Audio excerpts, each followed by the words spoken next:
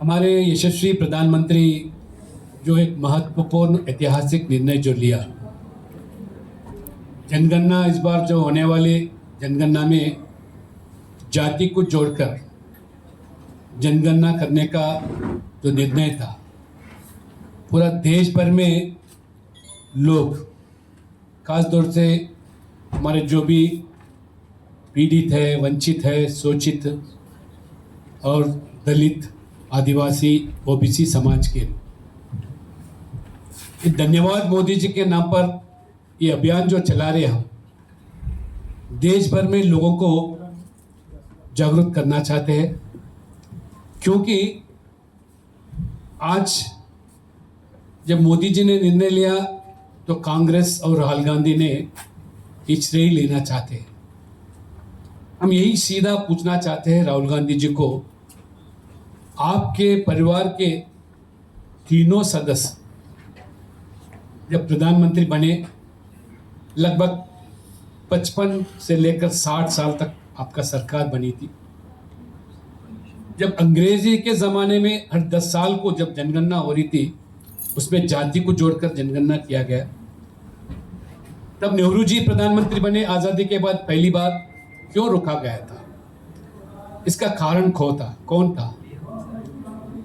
इसलिए हम सीधा सवाल करना चाह रहे और लोगों को भी जागरूक कर रहे, क्योंकि एक राजनीतिक मुद्दा लेकर राहुल गांधी जी ने पिछले चुनाव में संविधान के पुस्तक लेकर लोगों को गुमराह करने का प्रयास किया। मोदी जी आएंगे तीसरी बार या भाजपा सरकार में आएंगे तो आरक्षण हटाएगा, और इस तरह संविधान को बदलने वाले हैं। मगर आज लोगों को पता चला, मोदी जी जो बोलते हैं वो करके दिखाते हैं, और करने के लायक है वही बोलते हैं। क्योंकि अंग्रेजी के ज़माने में जब हर 10 साल को जनगणना हुआ जाति के आधार पर, नेहरू जी का सरकार बनते ही क्यों रुका गया?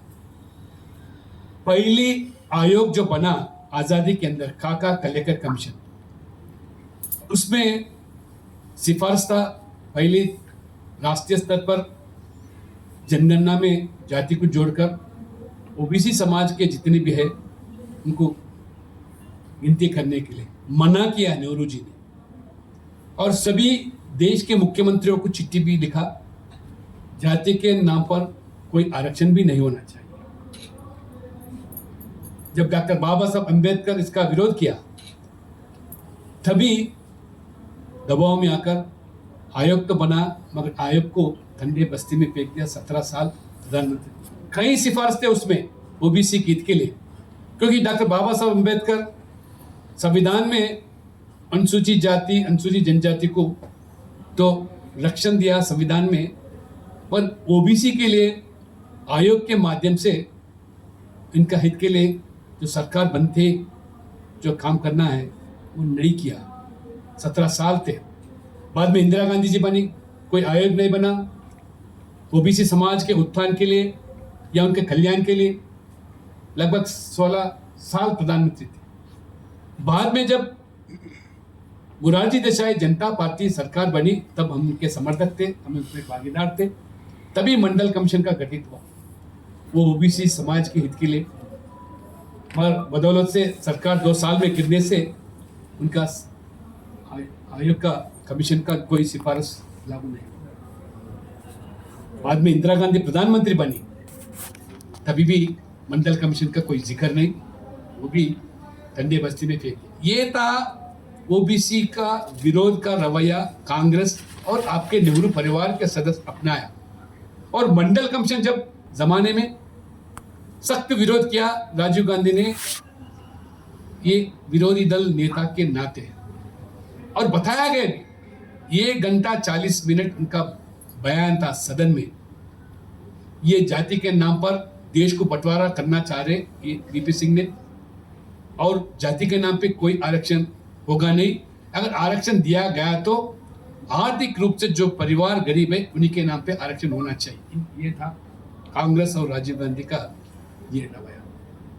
राहुल गांधी ये सब जानते हुए लोगों को गुमराह करते, किस तरह लोगों को भटकाने का प्रयास करा। जब आप शासन में थे खरे नहीं, और जब विरोधी दल थे तो ये मुद्दा उठाकर लोगों को गुमराह किया। इसलिए मोदी जी ने जो निर्णय लिया, इस निर्णय इतना ही नहीं, हमेशा कांग्रेस जब जब सरकार में थे ओबीसी का जब और बड़ी मुश्किल से उच्च न्यायस्थान के माध्यम से मंडल कमीशन का जब लागू किया 27% आरक्षण, ये सरकारी नौकरियों में और केंद्रीय विद्या शिक्षा संस्थाओं में, तब से लेकर और जो आयोग में बताया गया कि राष्ट्रीय स्तर पर भी जो कमीशन गठित होना, उसको भी एक दंतहीन जो पिछड़ा वर्ग आयोग का जो गठन हुआ, मोदी जी आने के बाद ही फिर 2018 में उस आयोग को संवैधानिक दर्जा दिया गया।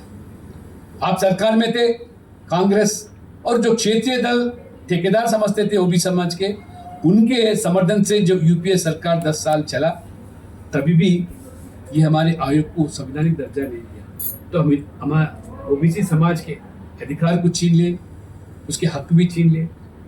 इस तरह मोदी जी ने 11 साल के अंदर ओबीसी समाज के हित के लिए जो भी निर्णय लिया गया ऐतिहासिक हो और उनके कल्याण के लिए, उनके उत्थान के लिए, ये सभी चीज़ों को लेकर पिछड़ा वर्ग आयोग को संवैधानिक दर्जा देना और केंद्रीय विद्या संस्थाओं में जो 27% आरक्षण लागू करना, केंद्रीय विद्यालय हो, नवोदय पाठशाला हो, सैनिक स्कूल में हो, न्याय विश्वविद्यालय में, उसके अलावा राष्ट्रीय स्तर पर होने वाले एमबीबीएस और एमडी में पहली बार मोदी जी आने के बाद 27% आरक्षण देने से हमारे ओबीसी समाज के गरीब बच्चे डॉक्टर बनने का लायक, ये मोदी जी का देन है। ये आप जब सरकार में थे क्यों नहीं किया, यही हम लोगों को बताना चाहते हैं। इस तरह प्रधानमंत्री विश्वकर्मा योजना के नाम पर 30 लाख परिवार को ओबीसी समाज के लिए, उनके कल्याण के लिए, जो उनको सशक्तिकरण करने के लिए जो योजना बनी थी, और प्रधानमंत्री मत्स्य संपदा योजना के नाम पर मछुआरों के लिए अलग मंत्रालय बनाना, मछुआरों के लिए उनके कल्याण के लिए जो योजना बनाए, इन सब चीज़ों को लेकर हम लोगों के बीच में जाना चाह रहे। ये अभियान देश भर में चला रहे, सामाजिक सम्मेलन कर रहे हर प्रदेश में, और लोगों को जागरूक करेंगे, इनका पर्दा भी फाश करें। किस तरह समय समय पर ओबीसी आरक्षण को विरोध किया कांग्रेस पार्टी और खास तौर से नेहरू परिवार, और किस तरह आज राहुल गांधी ने लोगों को गुमराह करने का प्रयास किया जा रहा। आज जो मोदी जी का जो निर्णय है, इस ऐतिहासिक निर्णय लेकर पूरा देश भर में ओबीसी मोर्चा बड़ी अभियान चला रहे।